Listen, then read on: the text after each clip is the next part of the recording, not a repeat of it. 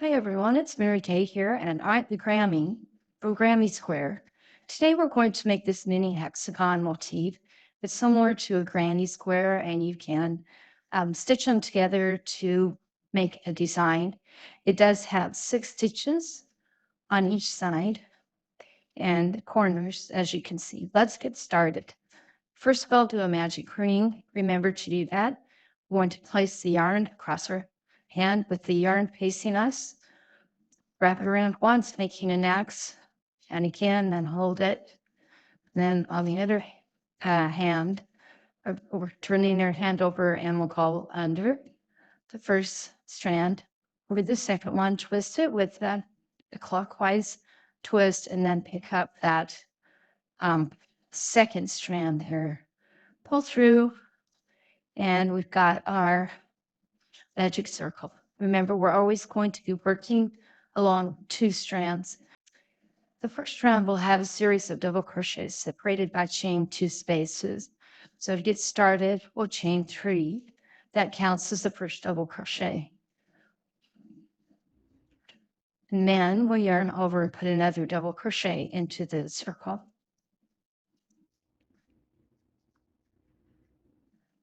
And chain 2. And then we'll start that again, and we'll continue all the way around until we have 6 sets of these. 2 double crochets, chain 2, and 2 double crochets.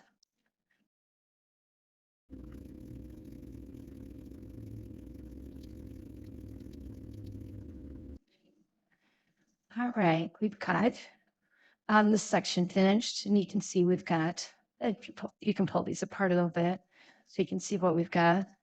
We've got 1 set, 2, 3, 4, 5, 6.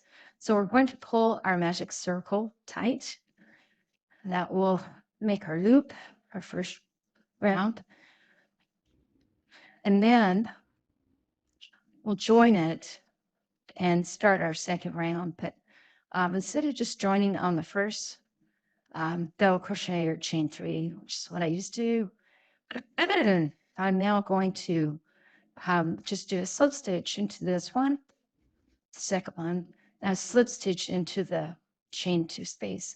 And that looks a lot better because when we do need to chain 3 to start our next row round, and it looks a lot better if that chain 3 is in a space rather than in the middle. So our second round, we're going to chain 5. This counts as 1 double crochet plus 2 chains, and then double crochet in the same space. For this second round, we're going to have, on each side, we'll have 4 stitches. We already have 1 right here that we just made, and then we'll put a double crochet in each of these 2 stitches and a double crochet on the next space, and that will be our 4th stitch along this top row. So let's do that. Got 1, then go into these 2 stitches. That's 2 and 3, and then a double crochet in the chain 2 space, and that makes 4. 1, 2, 3, 4 stitches across the side. Now we're in our corner stitch or corner space.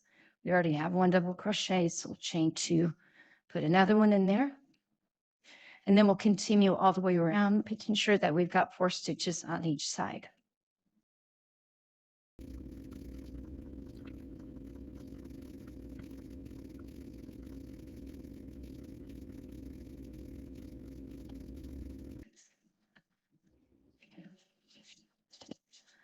Okay, we've gone all the way around, putting 4 stitches on each side. Now we're ready to join and start our next round. So again, we're not going to join by not putting our hook through one of these stitches. We're just going to join into the space there. And our third and final round will be very much the same, only we're going to add 2 stitches per side. So we'll have 6 stitches on each side. So again, I will chain 5. That counts as 1 double crochet, chain 2, do another double crochet in the same space. This time we need 6 stitches across. We have 1 already in our space. And then we'll have 2, 3, 4, 5, and another one on the end when we do our second corner. So let's do that. We got 1, 2, 3, 4, 5, and then the 6th one will go in the corner, and then chain 2, and then a double crochet back in that same space, and that will start us on our second side. So we've got 6 stitches across this side. We'll continue around and do the same thing on all the other sides.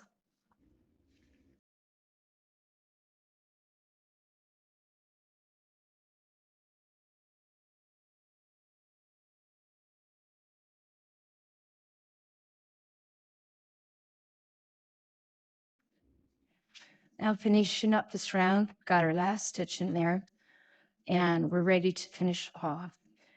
Notice a couple of things. We've got 6 stitches on each side. And also notice that our ring has kind of come undone a little bit, and that will happen. So with this magic ring, be sure when you're finished that you pull it tight. You do need to knot it and secure it and weave in the ends. Otherwise, it will come loose on your project. We don't want that. Okay, we're going to do an invisible join. So to do that, I'll just cut my thread right there, leaving a little tail.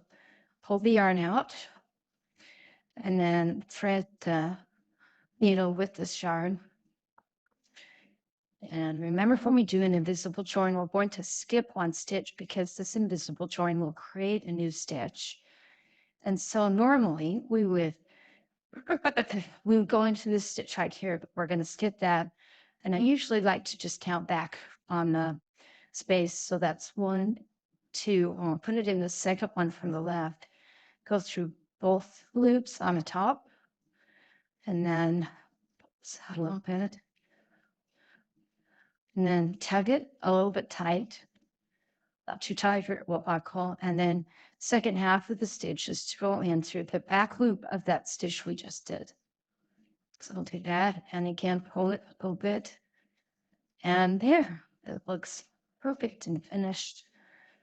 I hope you like this video. If you did, give me a thumbs up and subscribe. I really appreciate it. Thanks.